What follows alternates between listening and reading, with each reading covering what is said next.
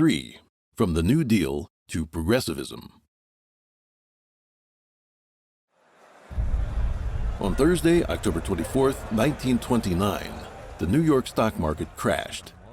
The crisis spread from the financial sector to the entire economy, sparing none of the major developed nations of the West. Unemployment spiked to over a quarter of the population, and the total number of unemployed exceeded 30 million. Apart from the Soviet Union, industrial production in major industrial countries dropped by an average of 27%.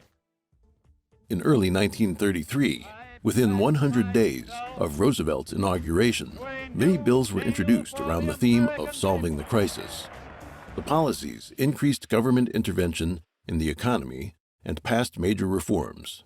Congress enacted the Emergency Banking Act, Agricultural Adjustment Act, National Industrial Recovery Act, and Social Security Act. Though Roosevelt's New Deal essentially ended by the outbreak of World War II, many of the institutions and organizations that emerged during the period have continued to shape American society to the present day. Roosevelt issued more executive orders than the total number of such decrees previously issued by all presidents in the 20th century. Nevertheless, the American unemployment rate in the United States did not fall below double digits until the war. The New Deal's real effect was to set the U.S. government on a trajectory of high taxation, big government, and economic interventionism. In his 2017 book, The Big Lie, Exposing the Nazi Roots of the American Left, conservative thinker Dinesh D'Souza argued that the National Recovery Act, which formed the centerpiece of Roosevelt's New Deal, essentially meant the end of the U.S. free market. According to FDR's Folly, a 2003 book by historian Jim Powell, the New Deal prolonged the Great Depression rather than ending it. The Social Security Act and labor laws encouraged further unemployment, while high taxes encumbered healthy business and the like. Economist and Nobel Prize laureate Milton Friedman praised Powell's work, saying, quote, "As Powell demonstrates without a shadow of a doubt, the New Deal hampered recovery from the contraction, prolonged and added to unemployment, and set the stage for ever more intrusive and costly government." President Lyndon Johnson, who took office after the assassination of President Kennedy in 1963, declared a war on poverty in his 1964 State of the Union address and launched the Great Society domestic programs. In a short period of time, Johnson issued a series of executive orders, established new government agencies, reinforced the welfare state, raised taxes, and dramatically expanded the government's authority. It is interesting to note the similarities between President Johnson's administrative measures and a new program of the American Communist Party's New Agenda, published in 1966. Gus Hall, General Secretary of the CPUSA, said, quote, "The communist attitude toward the Great Society can be summarized in an old saying that two men sleeping in the same bed can have different dreams. We communists support every measure of the Great Society concept because we dream of socialism." Hall's, quote, "same bed" refers to the Great Society policies. Although the CPUSA also supported the Great Society initiative, the intention of the Johnson administration was to improve the United States under the democratic system. The Communist Party's intention was to ease the United States into socialism step by step. The most serious consequences of the Great Society and the war on poverty are threefold. They increased dependence on welfare, discouraged people from working, and damaged the family structure. Welfare policies favored single-parent families, in turn encouraging divorce and children born out of wedlock. According to statistics, the rate of children born out of wedlock in 1940 was 3.8% among all newborns. By 1965, this figure had increased to 7.7%. In 1990, 25 years after the Great Society reform, the figure was 28% and again rose to 40% in 2012. The disintegration of the family brought with it a series of widespread consequences, such as an increased financial burden for the government, a soaring crime rate, the decline of family education, families that are stuck in poverty for generations, and a mentality of entitlement, which led to a higher rate of voluntary unemployment. A quote attributed to Scottish historian and jurist Lord Alexander Fraser Tytler says, quote, "A democracy cannot exist as a permanent form of government. It can only exist until the voters discover that they can vote themselves largesse from the public treasury. From that time on, the majority always votes for the candidate promising the most benefits from the public treasury, with the results that a democracy always collapses over loose fiscal policy, always followed by a dictatorship." As the Chinese saying goes, quote, "From thrift to extravagance is easy, but the opposite is difficult." After people develop a dependence on welfare, it becomes impossible for the government to reduce the scale and types of benefits. The Western welfare state has become a political quagmire for which politicians and officials have no solution. In the 1970s, the extreme left gave up the revolutionary terms that kept the American people on guard and replaced them with the more neutral-sounding liberalism and progressivism. Readers who lived in communist countries are no stranger to the latter, as progress has been used by the Communist Party as a quasi-synonym for communism. For example, the term progressive movement referred to the communist movement, and progressive intellectuals referred to pro-communist individuals or underground members of the Communist Party. Liberalism, meanwhile, is not substantially different from progressivism, as it carries the same connotation of high taxes, expansive welfare, big government, rejection of religion, morality, and tradition, the use of social justice as a political weapon, political correctness, and the militant promotion of feminism, homosexuality, sexual perversity, and the like. We do not intend to point fingers at any political figure or individual, for it is indeed difficult to make correct analysis and judgments in the midst of complex historical developments. It is clear that the specter of communism has been at work in both the East and West since the beginning of the 20th century. When violent revolutions succeeded in the East, it spread the influence of communism to the governments and societies of the West, shifting them ever leftward. 4. The Cultural Revolution of the West. The 1960s, a watershed moment of modern history, saw an unprecedented counterculture movement sweeping from east to west. In contrast to the Cultural Revolution of the Chinese communists, the Western counterculture movement appeared to have multiple focuses, or rather to lack any focus. Over the decade from the 1960s to the 1970s, the mostly young participants of the counterculture movement were motivated by various pursuits. Some opposed the Vietnam War, some fought for civil rights, some advocated for feminism and denounced father figures, some strove for homosexual rights. Topping this off was a dazzling spectacle of movements against tradition and authority that advocated sexual freedom, hedonism, narcotics, and rock music. The goal of this Western cultural revolution is to destroy the upright Christian civilization and its traditional culture. While apparently disordered and chaotic, this international cultural shift stems from communism. Youthful participants of the counterculture movement revered three idols as the three M's: Marx, Marcuse, and Mao Zedong. Herbert Marcuse was a key member of the Frankfurt School, a group of Marxist intellectuals associated with the Institute for Social Research at the Frankfurt University. First established in 1923, its founders used the concept of critical theory to attack Western civilization and apply Marxism to the cultural sphere. One of the school's founders was Hungarian Marxist György Lukács. In 1919, he famously asked, "Who will save us from Western civilization?"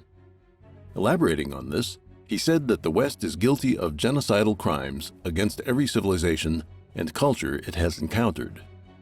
American and Western civilization, according to Lukács, are the world's greatest repositories of racism, sexism, nativism, xenophobia, anti-Semitism, fascism, and narcissism.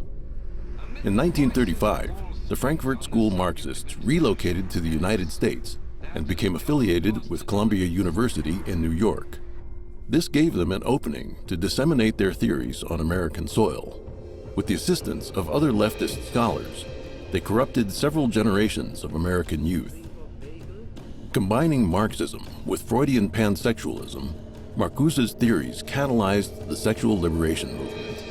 Marcuse believed that repression of one's nature in capitalist society hindered liberation and freedom. Therefore, it was necessary to oppose all traditional religions, morality, order, and authority in order to transform society into a utopia of limitless and effortless pleasure. Marcuse's famous work, Eros and Civilization, occupies an important place among the vast amount of works of Frankfurt scholars for two specific reasons. First, the book combines the thoughts from Marx and Freud and turns Marx's critiques on politics and economy into a critique on culture and psychology. The book also built bridges between Frankfurt theorists and the young readers, enabling the cultural rebellion of the 1960s. Marcuse said, quote, "The counterculture movement can be called a cultural revolution, since the protest is directed toward the whole cultural establishment, including the morality of existing society. There is one thing we can say with complete assurance. The traditional idea of revolution and the traditional strategy of revolution has ended. These ideas are old-fashioned. What we must undertake is a type of diffused and dispersed disintegration of the system." Few among the rebellious youths could grasp the mysterious theories of the Frankfurt School, but Marcuse's ideas were simple. Be anti-tradition, anti-authority, and anti-morality. Indulge in sex, drugs, and rock and roll without restraint. Quote, "Make love, not war. As long as you say no to all authority and social norms, you are counted as a participant in the noble revolutionary cause." It was so simple and easy to become a revolutionary. Little wonder it attracted so many young people at that time. It must be emphasized that although many of the rebellious youths acted of their own accord, many of the most radical student leaders at the forefront of the movement had been trained and manipulated by foreign communists. For instance, the leaders of the Students for a Democratic Society, SDS, were trained in Cuba. The student protests were directly organized and instigated by communist groups. The extreme left Weathermen faction split off from the Students for a Democratic Society and announced in a 1969 statement, quote, "The contradiction between the revolutionary peoples of Asia, Africa, and Latin America and the imperialists headed by the United States is the principal contradiction in the contemporary world.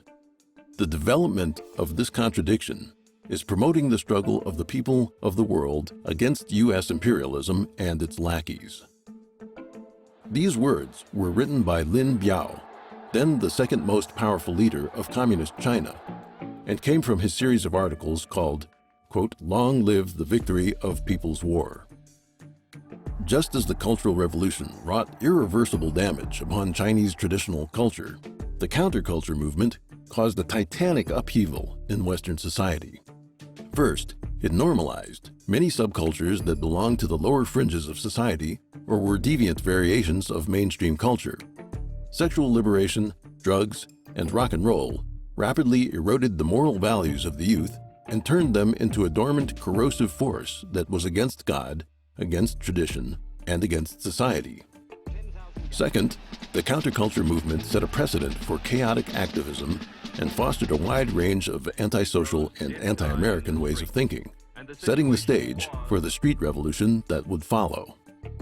Third, after the youth of the 1960s ended their activist lifestyle, they entered universities and research institutes, completed their master's degrees and doctorates, and entered the mainstream of American society. They brought the Marxist worldview and its values into education, media, politics, and business, furthering a nonviolent revolution across the country. Since the 1980s, the left has largely taken over and established strongholds in the mainstream media, academia, and Hollywood. The presidency of Ronald Reagan briefly reversed this trend, only for it to restart in the 1990s and reach a peak in recent years.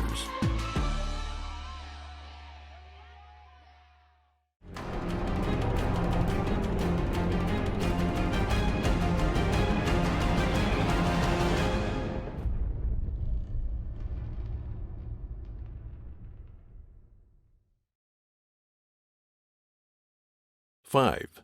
The anti-war and civil rights movements. In George Orwell's novel, 1984, one of the 4 main Oceanian ministries is the Ministry of Peace, which oversees the party's military affairs. The inverted meaning of its name points to a strategy employed by communists when one's strength is inferior to that of the enemy. Proclaim one's desire for peace. Extending an olive branch is the best way to hide an imminent attack. The Soviet Union and other communist countries were and continue to be adept practitioners of this strategy, which is employed to infiltrate the West. Right after World War II ended, with the United States still the only country to produce and successfully employ the atomic bomb, the World Peace Council was formed. Its first chairperson was French physicist Frédéric Joliot-Curie, a member of the French Communist Party. Having suffered huge losses in the war, the Soviet Union aggressively promoted world peace as a stratagem to stave off pressure from the West. The World Peace Council was directly influenced by the Soviet Committee for the Defense of Peace, an organization affiliated with the Soviet Communist Party. The Council ran a worldwide campaign proclaiming that the Soviet Union was a peace-loving nation and condemning the United States as a hegemonic warmonger. The, quote, struggle for peace, a catchphrase promoted by high-ranking Soviet official and ideological leader Mikhail Suslov, became a fixture of Soviet rhetoric. Quote, the present anti-war movement testifies to the will and readiness of the broadest masses of the people to safeguard peace and to prevent the aggressors from plunging mankind into the abyss of another slaughter. Suslov wrote in a 1950 propaganda tract, quote, the task is now to turn this will of the masses into active, concrete actions aimed at foiling the plans and measures of the Anglo-American instigators of war. World peace became one of the communist front lines in the public opinion war against the free world. The Soviet Union sponsored a multitude of organizations and groups to push communist aims, such as the World Federation of Trade Unions, Women's International Democratic Federation, International Federation of Journalists, World Federation of Democratic Youth, and the World Federation of Scientific Workers. Vladimir Bukovsky, a prominent Soviet dissident, wrote in 1982, quote, members of the older generation can still remember the marches, the rallies, and the petitions of the 1950s.